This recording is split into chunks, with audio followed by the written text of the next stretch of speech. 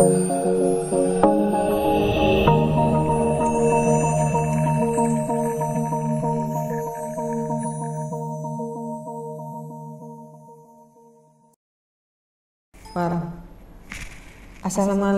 warahmatullahi wabarakatuh. Salam sejahtera bagi kita semua. Bertemu kembali kita dalam pembahasan materi tentang hak dan kewajiban sebagai kelanjutan dari video pembelajaran sebelumnya.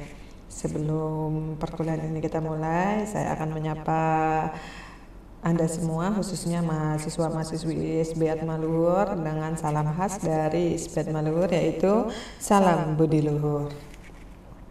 Oke, pada pembahasan hari ini kita akan melanjutkan dengan perkembangan HAM di dunia umumnya dan nanti di Indonesia khususnya. Jadi kalau berbicara secara universal, perkembangan HAM di dunia itu dilihat secara historis. Yang pertama dipelopori oleh John Locke dengan alam pemikiran True Treatise on Civil Government dengan teori pemikiran aliran hukum alam. Dalam keadaan alamiah, manusia telah mempunyai hak-hak alamiahnya.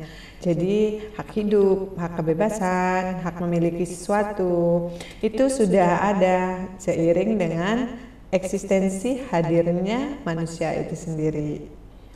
Jadi karena adanya keinginan membela kepentingannya masing-masing atau individu-individu itu sendiri mempunyai kepentingan atau keinginan, akhirnya mereka melakukan perjanjian atau kesepakatan untuk hidup bersama yang dikenal dengan komunitas yang namanya terbentuklah masyarakat. Dan selanjutnya masyarakat-masyarakat ini bersepakat untuk memberikan sebagian atau seluruh haknya, memberikan dalam arti memohon perlindungan atau meminta perlindungan kepada negara atau kepada pemerintah, sehingga terbentuklah negara dari kumpulan masyarakat yang ada, kesepakatan yang mereka buat dan mereka inginkan untuk berlindung dalam suatu wadah atau komunitas atau organisasi yang namanya negara. Dan berikutnya, manusia itu tidak memberikan semua haknya kepada masyarakat, akan tetapi masyarakat itu memilih kepada suatu penguasa tertentu, dalam hal ini pemerintah, yang diberikan kewenangan oleh masyarakat untuk menjaga dan melaksanakan hak asasinya. Oleh sebab itu, hukum dasar dalam suatu negara dia harus memuat tentang jaminan penegakan HAM dari warga negaranya, agar penguasa tidak absolut melainkan dibatasi hak asasinya tadi. Mereka tidak boleh melanggar hak asasi warga negaranya. Itu ya, kalau menurut aliran secara historis tentang perkembangan HAM. Pertama tadi John Locke. Dan yang kedua, adanya revolusi Amerika Serikat yang berlangsung tahun 1765 sampai 1783. Di sini menghasilkan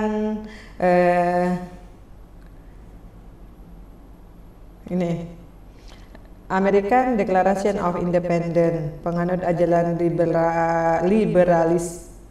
John Locke menjadi life, liberty, dan pursuit of happiness.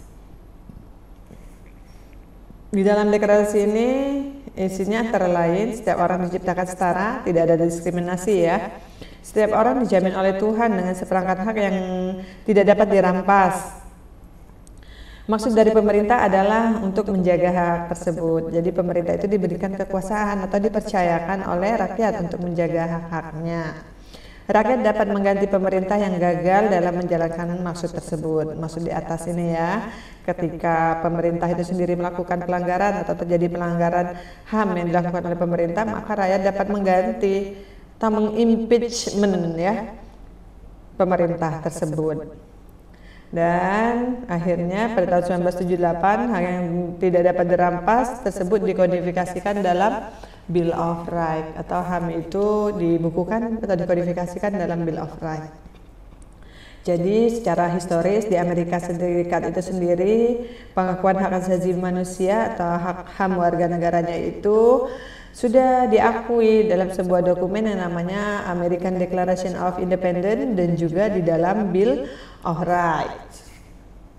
Yang ketiga, secara historis ternyata Prancis juga membawa pengaruh terhadap pengembangan HAM di dunia. Nah,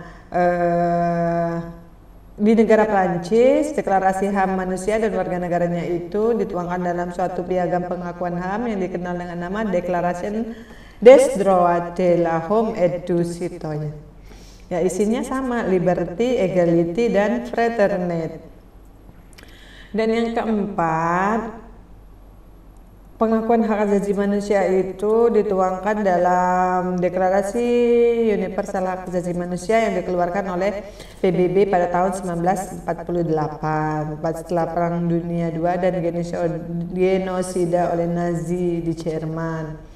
Jadi kesadaran pengakuan HAM secara universal dan membatasi kedaulatan negara, perlunya melindungi HAM itu sendiri dideklarasikan di dalam DUHAM ya, Deklarasi Universal Hak Asasi Manusia.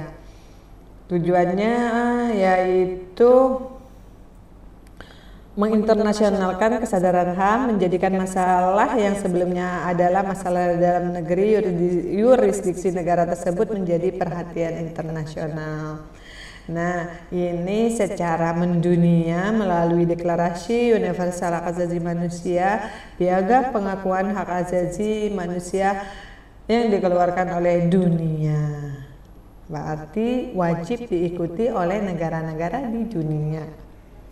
Nah, memang di slide ini tidak disebutkan ya tentang Indonesia, tapi saya akan mengajak Anda semua untuk menganalisa. Di Indonesia kapan HAM warga negaranya diakui? Tadi beberapa contoh ditunjukkan oleh 3 negara besar yang ada ya, Inggris, Amerika, dan Prancis. Terus secara umum ada di Deklarasi Universal Hak Asasi Manusia yang dikeluarkan oleh PBB pada tahun 1948. Lalu bagaimana dengan keadaan Indonesia mengenai pengakuan hak asasi manusia dari warga negaranya oleh pemerintah di Indonesia? Apakah ada? Nah, kalau kita lihat secara garis besar itu disebutkan di dalam Undang-Undang Dasar Negara Republik Indonesia tahun 1945 di pasal 27, 28, 29 ya, sampai dengan pasal 34. Pasca Orde Baru, sebagai salah satu tuntutan reformasi yang ingin ditegakkan yaitu adanya jaminan penegakan HAM. Akibatnya yang diatur di pasal 27 sampai dengan 34 tadi ternyata belum sepenuhnya memberikan perlindungan untuk hak asasi manusia bagi warga negara Indonesia. Melalui amandemen ditetapkanlah, nah ini secara politis ini ya, pembentuk undang-undang menambah satu bab khusus tentang HAM, yaitu disebutkan dalam bab 10A, hak asasi manusia itu terdiri dari 10 pasal, yaitu pasal 28A sampai dengan pasal 28C, diikuti dengan diundangkannya Undang-Undang 39 tahun 1999 tentang HAM, dan dibentuknya pengadilan HAM yang diundangkan dengan Undang-Undang nomor 26 tahun 2000. Tapi kita perlu melihat lagi secara umum, ini kan beberapa peraturan yang ada pasca kemerdekaan khususnya. Nah, sebelum Indonesia itu terbentuk sebagai sebuah negara yang bebas dan merdeka, ada tidak hak hidup bagi para warga negara yang dia bernaung dalam wadah yang namanya kerajaan. Tentunya kalau kita lihat secara teoritis bahwa secara alamiah hak asasi itu ada bersamaan dengan lahirnya manusia itu sendiri. Hak hidup, hak kebebasan, atau hak atas kemerdekaan, dan hak memiliki sesuatu ya kalau kita mengacu pada pendapat John Locke tadi pada slide di atas. Nah, itu menunjukkan bahwa sudah ada HAM itu terjadi atau ada seiring dengan adanya individu atau manusia itu sendiri. Nah, bagaimana dengan hukum di Indonesia? Kalau kita kaji setelah adanya kewajiban oleh PBB yang disebutkan bahwa semua negara di dunia wajib meratifikasi isi Deklarasi Universal Hak Asasi Manusia pada tahun 1998. Nah, kalau kita mengacu pada aturan ini, justru sebelum peraturan ini ada, Indonesia itu sudah mengakui hak asasi warga negaranya. Buktinya di mana?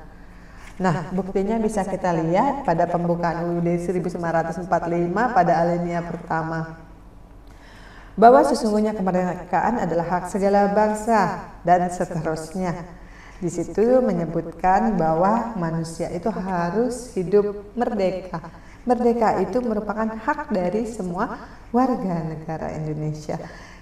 Undang-Undang Dasar 1945 ada kapan? Yaitu tahun 1945. Kita bandingkan dengan ketentuan diatur dalam Deklarasi Universal Hak Asasi Manusia yang dikeluarkan oleh PBB pada tahun 1948.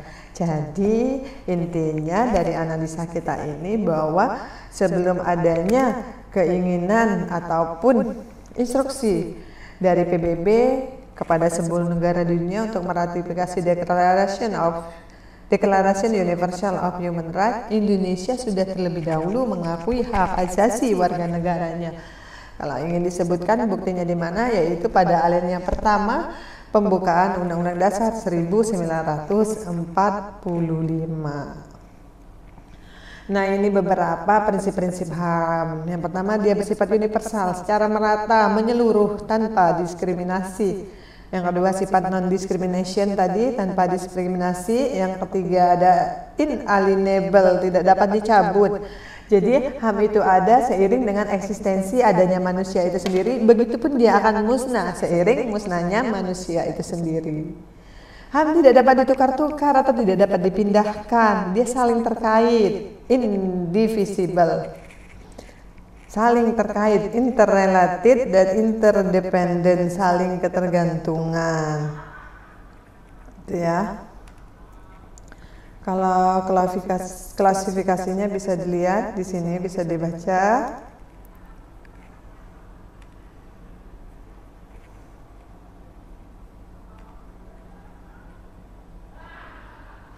Nah, ini ya.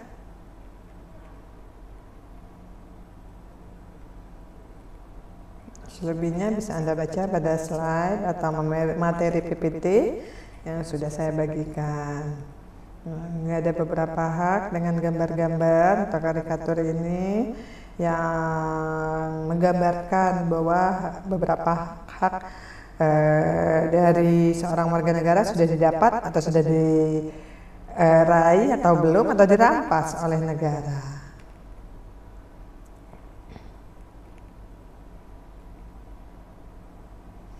Jadi pada intinya seperti penjelasan saya pada materi kita atau materi yang sama tapi di video pembelajaran sebelumnya, bahwa hak dan kewajiban itu dia saling berkaitan, korelasi, saling berhubungan satu dengan yang lainnya. Ketika muncul hak bagi seseorang, maka di satu sisi atau di satu pihak itu akan muncul kewajiban. Misalnya di pasal 27 bunyinya bahwa setiap warga negara memiliki hak atas pekerjaan dan penghidupan yang layak. Itu hak kita sebagai warga negara. Tetapi di satu sisi muncul kewajiban bagi negara untuk memenuhi hak tersebut agar warga negaranya bisa hidup layak, bisa menikmati fasilitas umum, bisa menikmati jaminan sosial yang baik, bisa menikmati sekolah-sekolah, anak-anak di usia sekolah bisa menikmati sekolah atau wajib belajar 9 tahun itu bisa terlaksana. Masyarakat yang kurang mampu bisa menikmati subsidi dari pemerintah. Itu adalah kewajiban bagi pemerintah untuk menciptakan fasilitas kesehatan yang baik, jaminan sosial yang baik, fasilitas umum yang memadai, membuka lapangan pekerjaan agar warga negaranya bisa bekerja dan memiliki penghidupan yang layak.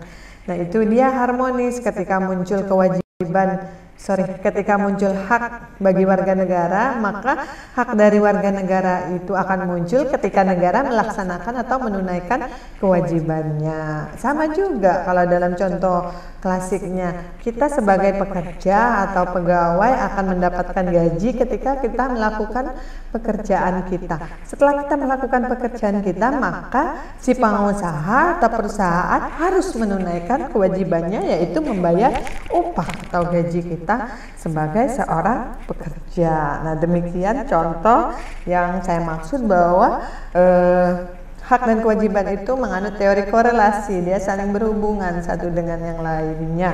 Ketika muncul hak bagi satu pihak, maka akan muncul kewajiban bagi pihak yang lainnya.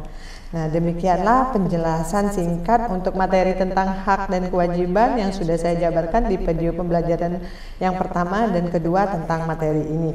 Semoga penjelasan saya ini bisa membantu, berguna dan bermanfaat untuk perkuliahan kita. Akhir kata saya tutup dengan wassalamualaikum warahmatullahi wabarakatuh dan salam budi luhur.